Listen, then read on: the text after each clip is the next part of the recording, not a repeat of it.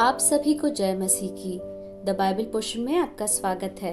हमारा आज का वचन है पहला कुरिन्थियों 10वां अध्याय।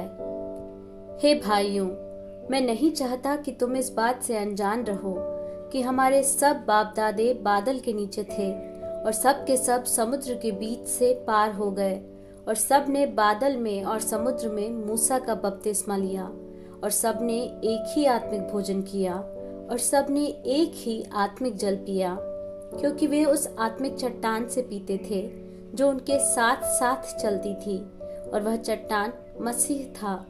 परंतु परमेश्वर उनमें से बहुतों से प्रसन्न न हुआ, इसलिए वे जंगल में ढेर हो गए। ये बातें हमारे लिए दृष्टांत ठहरी कि जैसे उन्होंने लालच किया वैसे हम बुरी वस्तुओं का लालच न करें, और न तुम मूर्ति पूजक बनो जैसे कि उनमें से कितने बन गए थे। जैसा लिखा है, लोग खाने पीने बैठे और खेलने कूदने उठे, और न हम व्यभिचार करें जैसा उनमें से कितनों ने किया और एक दिन में 23,000 मर गए। और न हम प्रभु को परखें जैसा उनमें से कितनों ने किया और सांपों के द्वारा नष्ट किए गए।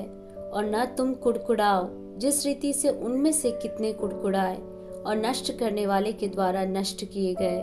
परंतु ये सब बातें जो उन पर पड़ी दृष्टांत की रीति पर थी, और वे हमारी चेतावनी के लिए जो जगत के अंतिम समय में रहते हैं लिखी गई हैं। इसलिए जो समझता है मैं स्थिर हूँ वह चौकस रहे कि कहीं गिर न पड़े।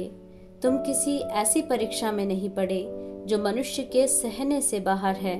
परमेश्वर सच्चा है और वह तुम्हें सामर्थ्य से बाहर परीक्षाओं में न पड़ने देगा, वरन परीक्षा के साथ निकास भी करेगा कि तुम सह सको। इस कारण हे मेरे प्रियो, मूर्ति पूजा से बचे रहो। मैं बुद्धिमान जानकर तुमसे कहता हूँ, जो कहता हूँ उसे तुम परखो। वह धन्यवाद का कटोरा जिस पर हम धन्यवाद करते हैं, क्या मसीह के लहू की सहभागिता नहीं? वह रोटी जिसे हम तोड़ते हैं, क्या वह मसीह की देह की सहभागिता नहीं? इसलिए कि एक ही रोटी है तो हम भी जो बहुत हैं एक देह हैं, क्योंकि हम सब उसी एक रोटी में भागी होते हैं। जो शरीर के भाव से इजरायली है उनको देखो, क्या बलिदानों के खाने वाले वेदी के सहभागी नहीं? फिर मैं क्या कहता हूँ, क्या यह कि मूर्ति पर चढ़ाया गया बलिदान कुछ है या मूर्ति कुछ है? नहीं, वरन यह कि अन्य जाति जो बलिदान करते हैं वे परमेश्वर के लिए नहीं परंतु दुष्टात्माओं के लिए बलिदान करते हैं। और मैं नहीं चाहता कि तुम दुष्टात्माओं के सहभागी हो। तुम प्रभु के कटोरे और दुष्टात्माओं के कटोरे दोनों में से नहीं पी सकते। तुम प्रभु की मेज और दुष्टात्माओं की मेज दोनों के साझी नहीं हो सकते। क्या हम प्रभु को क्रोध दिलाते हैं? क्या हम उससे शक्तिमान हैं? सब वस्तुएं मेरे लिए उचित तो हैं, परंतु सब लाभ की नहीं। सब वस्तुएं मेरे लिए उचित तो हैं, परंतु सब वस्तुओं से उन्नति नहीं। कोई अपनी ही भलाई को नहीं, परंतु दूसरों की भलाई को ढूंढे। जो कुछ कसाईयों के यहाँ बिकता है वह खाओ, और विवेक के कारण कुछ न पूछो, क्योंकि पृथ्वी और उसकी भरपूरी प्रभु की है। यदि अविश्वासियों में से कोई तुम्हें नेवता दे और तुम जाना चाहो, तो जो कुछ तुम्हारे सामने रखा जाए वही खाओ, और विवेक के कारण कुछ न पूछो।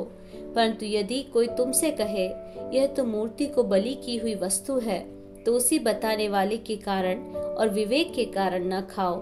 मेरा मतलब तेरा विवेक नहीं, परंतु उस दूसरे का। भला मेरी स्वतंत्रता दूसरे के विचार से क्यों परखी जाए? यदि मैं धन्यवाद करके साझी होता हूँ, तो जिस पर मैं धन्यवाद करता हूँ उसके कारण मेरी बदनामी क्यों होती है?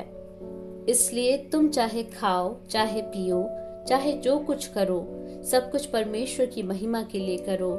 तुम न यहूदियों, न यूनानियों और न परमेश्वर की कलीसिया के लिए ठोकर के कारण बनो, जैसा मैं भी सब बातों में सबको प्रसन्न रखता हूँ, और अपना नहीं परंतु बहुतों का लाभ ढूंढता हूँ कि वे उद्धार पाएं।